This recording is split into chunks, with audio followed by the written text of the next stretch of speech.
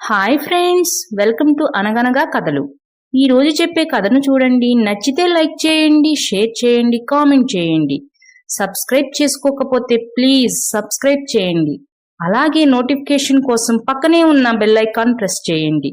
మీ ఇంటి current bill ఆదా చేయాలంటే ప్రధానమంత్రి సూర్యఘర్ యోజన పథకం కింద సబ్సిడీలో సోలార్ కనెక్షన్ పెట్టించుకోండి. గరిష్టంగా 78,000 వరకు సబ్సిడీ పొందండి. వీటి పూర్తి వివరాల కోసం ఇక్కడ ఉన్న నెంబరుకు కాల్ చేయండి. ఇక కథలోకి వెళదాం. అనగనగా ఒక గ్రామంలో చంద్రయ్య, సూరయ్య అనే ఇద్దరు ఇరుగు పొరుగు ఇళ్లలో ఉండేవారు. ఇద్దరు అడవికి వెళ్లి కట్టెలు కొట్టుకుని తీసుకువచ్చి వాటిని అమ్ముకుని వచ్చిన సొమ్ముతో కుటుంబాన్ని పోషిస్తూ ఉండేవారు. చంద్రయ్య చాలా నిజాయితీపరుడు, కష్టాన్ని నమ్ముకున్న వ్యక్తి. సూరయ్య మాత్రం కాస్త అవకాశవాది, అవకాశం బట్టి నడుస్తూ ఉండేవాడు. అరే చంద్రయ్య, ఎన్ని రోజుల నుంచి చెప్తున్నాను ఆ గొడ్డలి మార్చి కొత్త గొడ్డలు కొనుక్కోరా అని. ఆ పదును పోయిన గొడ్డలితోనేమో ఎక్కువ కట్టెలు కొట్టలేకపోతున్నావు. చూడు, ఇద్దరం ఒకేసారైనా వచ్చింది, కానీ నా కట్టెలు కొట్టుకోవడం అయిపోయింది, నీది మాత్రం ఇంకా అవలేదు. రోజు ఇదే తంతురా, త్వరగా కొనుక్కోరా కొత్తది అన్నాడు సూరయ్య. కొందామని అనుకుంటున్నాన్రా, కానీ ఏదో ఒక ఖర్చు వస్తుంది, ఇక ఆ డబ్బులు వాటికి ఖర్చు చేయాల్సి వస్తుంది. సర్లే, నువ్వు రోజులాగానే ముందు వెళ్ళి కట్టెలు అమ్మేస్తూ ఉండు, నేను వెనకే వచ్చేస్తాను, ఎంత ఆలస్యం అవుతుందిలే అన్నాడు చంద్రయ్య.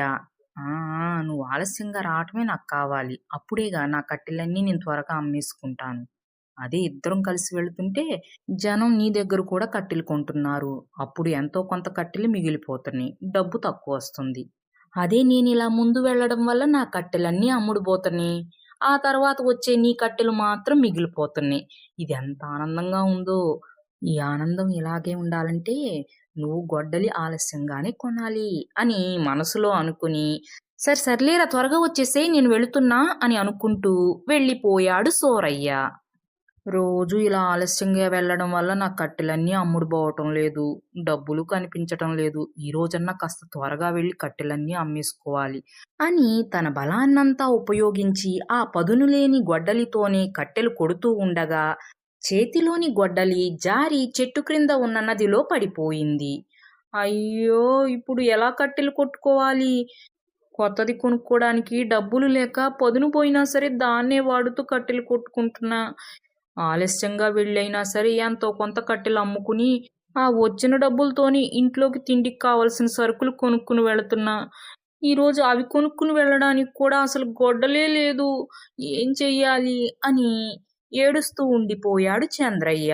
ఇంతలో వనదేవత ప్రత్యక్షమయ్యి, ఏమిటి చంద్రయ్య, ఎందుకు బాధపడుతున్నావు అని అడిగింది వనదేవత. అమ్మా, మీరెవరు అని అనుమానంగా అడిగాడు చంద్రయ్య. నేను వనదేవతని. ఏం జరిగింది, ఎందుకు బాధపడుతున్నావు, నాతో చెప్పు అంది వనదేవత. అమ్మా, నా గొడ్డలి నదిలో పడిపోయింది, ఇంకొక గొడ్డలి కొనుక్కోడానికి కూడా నా దగ్గర డబ్బులు లేవమ్మా, అందుకే బాధపడుతున్నా అని చెప్పాడు చంద్రయ్య. ఉండు చంద్రయ్య, నేను నది లోపలికి వెళ్ళి నీ గొడ్డలి తీసుకుని వస్తాను అని నది లోపలికి వెళ్ళి ఒక కొత్త గొడ్డలిని తీసుకుని వచ్చి, ఇదేనా చంద్రయ్య అని అడిగింది వనదేవత. ఇంత కొత్తది కాదమ్మా, నాది పాతది అన్నాడు చంద్రయ్య. మరలా వనదేవత నది లోపలికి వెళ్ళి వెండి గొడ్డలి తీసుకుని వచ్చింది. వచ్చి, ఇదేనేమో చంద్రయ్య నీ గొడ్డలి, చూడు అని అడిగింది వనదేవత.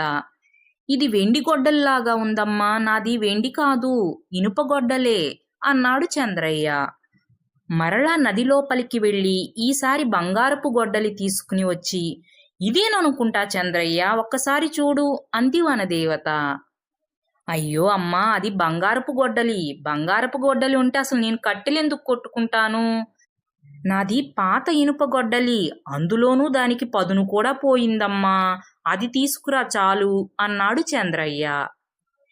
ఈసారి నది లోపలికి వెళ్ళి చంద్రయ్య గొడ్డలే తీసుకుని వచ్చి, ఇదేనా అని అడిగింది దేవత.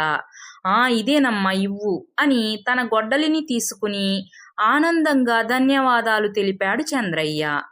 చంద్రయ్య నిజాయితీని మెచ్చుకుని, చంద్రయ్య, నీ నిజాయితీకి నేనిస్తున్న బహుమతి ఈ బంగారపు గొడ్డలిని తీసుకో అని బంగారపు గొడ్డలిని ఇచ్చింది వనదేవత. చంద్రయ్య దానిని తీసుకుని మరొక్కసారి వనదేవతకి ధన్యవాదాలు తెలుపుకుని ఇంటికి వచ్చేశాడు. దాంతో ఉన్నపళంగా చంద్రయ్య కోటీశ్వరుడైపోయాడు. ఏంటి చంద్రయ్య, ఇలా ఎలా జరిగింది అని అడిగాడు సూరయ్య. అదా సూరయ్య, నిన్న నువ్వు కట్టెలు కొట్టుకుని వెళ్ళిపోయావా? ఆ తరువాత నా గొడ్డలి నదిలో పడిపోయింది. అప్పుడు నేను ఏడుస్తూ కూర్చుంటే వనదేవత వచ్చి ఏం జరిగిందని తెలుసుకుని, నువ్వు బాధపడకు చంద్రయ్య, నీ గొడ్డలిని నేను తీసుకొచ్చి ఇస్తానుగా అని నదిలోపలికి వెళ్ళి నా గొడ్డలితో పాటు బంగారపు గొడ్డలిని కూడా తీసుకువచ్చి నాకు బహుమతిగా ఇచ్చింది అని అంతవరకు మాత్రమే చెప్పాడు చంద్రయ్య. అవునా, అయితే నేను కూడా రేపు వెళ్ళి నా గొడ్డలిని నదిలో పడేసి ఏడుస్తాను. అప్పుడు వనదేవత వచ్చి నాకు కూడా బంగారపు గొడ్డలిని ఇస్తుంది అని మనసులో అనుకుని, సర్లే చంద్రయ్య, ఎలా అయితేనేం నీ కష్టాలన్నీ తీరిపోయాయి, సరే నిన్నింటికి వెళుతున్నానే అనుకుంటూ అప్పటికి ఇంటికి వచ్చేసి మరుసటి రోజు అడవికి వెళ్ళి అచ్చం చంద్రయ్యలాగానే తన గొడ్డలిని నదిలో పడేశాడు. పడేసి బోరు బోరున ఏడవటం మొదలుపెట్టాడు. ఏమిటి సూరయ్య, ఎందుకు ఏడుస్తున్నావు అని అడిగింది వనదేవత. అమ్మా, నా గొడ్డలి నదిలో పడిపోయింది. నేనిప్పుడు కట్టెలు ఎలా కొట్టుకోవాలో తెలియటం లేదు, అందుకే ఏడుస్తున్నానమ్మా అని చెప్పాడు సూరయ్య. అవునా సూరయ్య, నేనిప్పుడే నది లోపలికి వెళ్ళి నీ గొడ్డలిని తీసుకుని వస్తాను. అప్పటి వరకు ఏడవకు అని చెప్పి నది లోపలికి వెళ్ళి ఒక కొత్త గొడ్డలిని తీసుకుని వచ్చి, ఈ గొడ్డలేనా నీది అని అడిగింది వనదేవత. ఇదేంటి, నా గొడ్డలితో పాటు బంగారపు గొడ్డలిని కూడా తీసుకొచ్చి ఇస్తుందనుకుంటే కొత్త గొడ్డలి మాత్రమే తీసుకొచ్చి ఇదేనా అని అడుగుతుందేంటి అని మనసులో అనుకుని, ఇది కాదమ్మా నాది అని సంశయంగా చెప్పాడు సూరయ్య. అవునా, అయితే మరలా వెళ్ళి నీ గొడ్డలిని తీసుకుని వస్తాను అని మరలా నది లోపలికి వెళ్ళి ఈసారి వెండి గొడ్డలిని తీసుకువచ్చి, ఇదేనేమో చూడు సూరయ్య అంది వనదేవత.